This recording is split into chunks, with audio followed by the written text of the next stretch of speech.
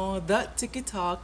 This is your favorite Tiki girl, Felicia, and today we're going to be talking about women's love for money in marriage. But before we get started, please don't forget to smash the subscribe button, bang on the like button, press the share button, and pound on the notification bell to be notified whenever I upload new content. And please don't forget to leave a comment to let us know how we're doing and also to suggest other topics we can explore together. Among a list of things all women pray for in a potential husband is one with money. And it's not secret that women, like everyone else, like money for obvious reasons, right? Because money makes up majority of what materializes how we've all painted our lives to look like as single and especially as married women. Now, having your own money is a 21st century way, okay? But marrying rich, marrying money is also sweet. And there are people out there who call some women's aspiration to marry a rich man gold digging. I beg to differ. I don't see anything wrong in aspiring to marry a rich man. There's nothing wrong with it at all. It's just a strategy for one to level up her socio-economic status. And that's what we are all doing in our own little way with the jobs we do, aspiring to, become a director or a manager of somewhere, or director of somewhere, or CEO of something. That's all we are all doing in our own little way. But marrying rich is just another approach. Okay? Now, what makes aspiring to marry a rich man wrong is when a woman intentionally goes out there hunting for rich men and eventually ends up marrying one in the absence of love. There are women out there who believe that love is just as important as money and one can be traded for the other. But the one that often gets traded is love for money. Gone are those days when they say, love is blind. Yeah, gone are those days. Those days are way, way gone. Because nowadays, love has a third sharp eye that stays open. So men need to be prepared for the caliber of women that are now available to them as potential wives. Okay? So, but there are still a lot of women out there who have a lot more depth to them that transcends beyond a man's monetary offering. But finding such a woman is almost like looking for a snowflake on a hot summer day in California.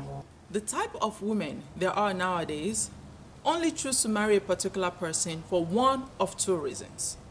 They marry you either because they love you and want to spend the rest of their lives with you, or because you're rich and they want a piece of what you've got. Okay, they marry you because of your money. The former is only celebrated by society when there's also money involved, or when the couple is making progress towards a brighter future.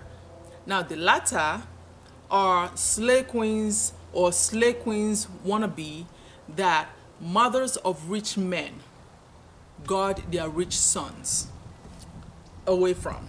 Okay, and they encourage them to desist from this type of women. And these type of women are the ones that go around lurking around rich men with a rituoscope. I think I just came up with that word. Yeah, I just came up with that word, a rituoscope. They use this rituoscope to look deep into a man's pocket. And once they narrow down a target, now chop and die there, they will chop and they will die there. Okay?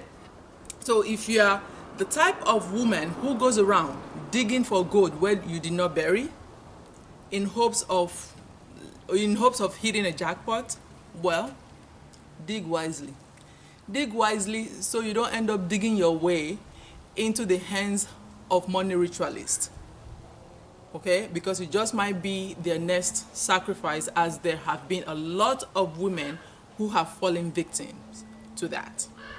Nonetheless, just as much as men ultimately want to end up with a woman who would look beyond their monetary offerings and love them for real, Women also want to end up with a man who has enough money to provide them a life of comfort. And when I talk about money, I'm not talking about Rolls Royce kind of money. And if that's what it is, great, that is sweet. But I'm talking about at least enough money to live comfortably, enough money to be able to afford you what you need and some of the things you want. The kind of money that gives you the kind of confidence to stand amongst your peers and speak. The kind of money that gives you the confidence to do a PSA each time you and your spouse step out and let people know on social media, hey, we are outside. You know how some people, they post on social media, they post on Instagram, we are outside though. And when I read those kind of posts, I go, okay, and so what should I do about it? We that are not outside, we should go and jump inside the lagoon. Yeah, be what? You know, but hey, I mean, that kind of money, that gives you a confidence to do something like that.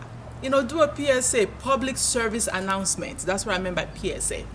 Now, no woman in her right mind wants to intentionally marry a broke man. Not especially if she's broke as well. Okay, unless maybe she's conducting some kind of a research study to find out what it feels like to be married and broke. All right, so men, don't expect it to be easy for you to find a woman like your mother. Women like that are like dinosaurs. They've gone extinct. You know, they're out there, they're just, hard to find. So they might as well be extinct. Well, I'm the last one, and I've been taken by a sharp guy, But on a more serious note, we all want to marry for love. And in as much as love is sweet, it can quickly turn bitter if there is no money. And that is why the existence of both is important to a marriage's sweetness and longevity. Tiki-Talk with me on my next video. Until next time, remain blessed, now and always. Bye-bye.